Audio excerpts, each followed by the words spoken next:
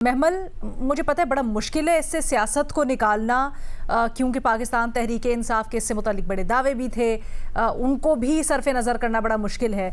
लेकिन इस तरह की मराहत हम देखते हैं कि सिर्फ खैबर पख्तूनख्वा, सिर्फ बलूचिस्तान, पंजाब नहीं बल्कि पूरे मुल्क में हर असम्बली कमोबेश विफाकी जो हमारे नुमाइंदगान हैं उनके लिए भी।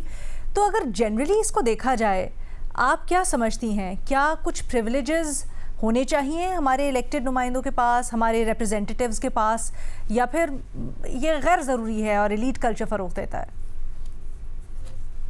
देखिए ना, पहली चीज़ तो मैं ये कहूँगी कि ये बात आपकी दुरुस्त है कि बाकी जगहों पर भी, बाकी सूबों में या फेडरल उस पे सेनेट में भी प्रिविलेजेस होते हैं और कई बहुत एक्सेसिव होते हैं। जो चीज़ें एक्सेसिव होती हैं उनके ऊपर बिल्कुल तनकीद होनी चाहिए।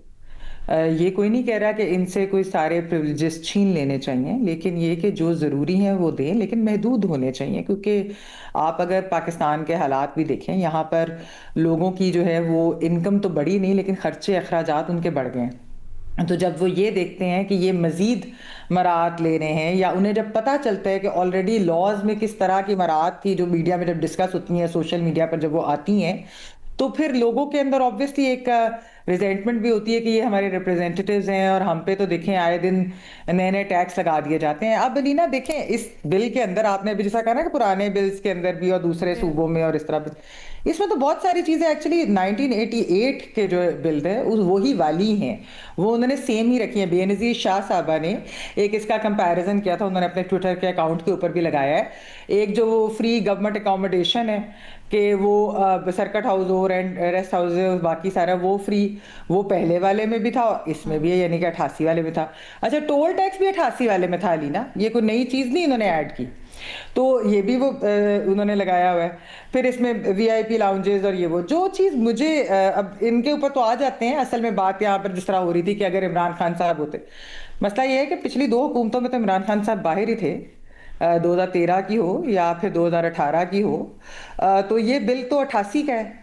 चले, जिन्होंने बनाया उस वक्त पीटीआई तो नहीं थी कि उन्होंने बनाया हो ये हुकूमत में, लेकिन जब ये आया तो उसके बाद पीटीआई तो यही, जहां आप यहाँ पे देखें सियासी बात होगी ना, क्योंकि पीटीआई तो यही कहती है कि हम वीआईपी कल्चर के खिलाफ हैं और हम जो इस तरह की एक्सेसिव चीजें हम उसके खिलाफ हैं, हम बाकी पार्टी से फर्क है।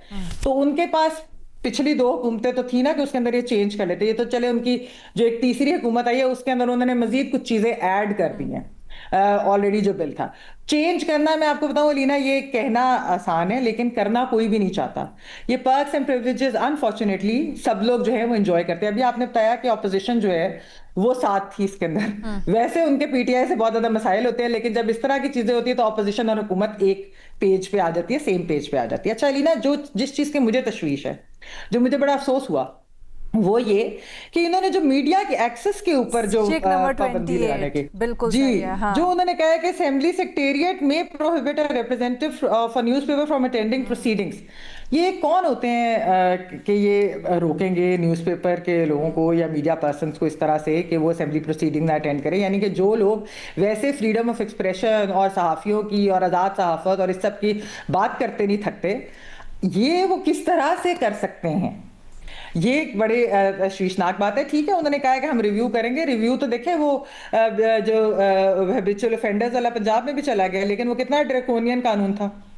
तो ये रिव्यू करने की तो बात ये ना कि जब चीजें सामने आती हैं, जब बैकलैश आता है, तब जाकर आप कहते हैं हम रिव्यू करेंगे, जब प्रेशर आता है। लेकिन आप असल में तो आपकी जहन की अक्कासी तो यही माइंडसेट करते हैं ना कि आप बेसिकली ये चीजें डालना चाहते थे, आप ये ड्रैकोनियन चीजें या एक्सेसिव चीजें या आप रखना चाहते थे, या आप मजीद उसमें ऐड करना चाहते थे, या आप डालना चाहते थे।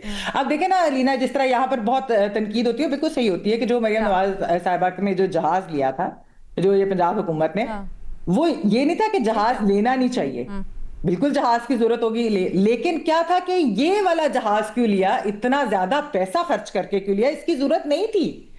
यानी कि एक सूबा बेशक उसके पास जहाज चाहिए उसका था, ये भी अभी तक जस्टिफाई नहीं किया गया। बात करें कि अगर फर्ज करें जहाज चाहिए भी था, जहाज वो अगर अपग्रेड भी करना था, इन द सेंस कि अगर पुराना हो गया था, मैं बात ये कर रही हूँ कि उस पे जो एक्चुअली अगर ये भी बात भी ये तनकीद हुई कि हाँ, कि अगर तनकीद जो यही हुई ना कि भाई आपने इतना ज्यादा महंगा जहाज लेने की आपको जरूरत क्या थी, बहुत सारे दूसरे बजेटेड जहाज भी लिए जा सकते थे। तो बात यहाँ पर जो एक्सेसिव या महदूद सहूलियात की बात है, तो मैं कह रही हूँ कि देखें कुछ चीजें जो है वो बहुत जरूरी हैं हमारे रिप्रेजेंटेटिव्स के लिए। शायद मुझे लगता है अनफॉर्चुनेटली इनको अब ऑप्टिक्स से फर्क नहीं पड़ता। अब किसी को भी ये फर्क नहीं पड़ता कि अवाम क्या सोच रही है या अवाम के ऊपर इसका क्या वो होगा, या इवन कि आपके उसके बजट के ऊपर क्या होगा, क्या आप ये चीजें अफोर्ड कर सकते हैं, इतनी ज्यादा एक्स्ट्रा आपको देनी चाहिए।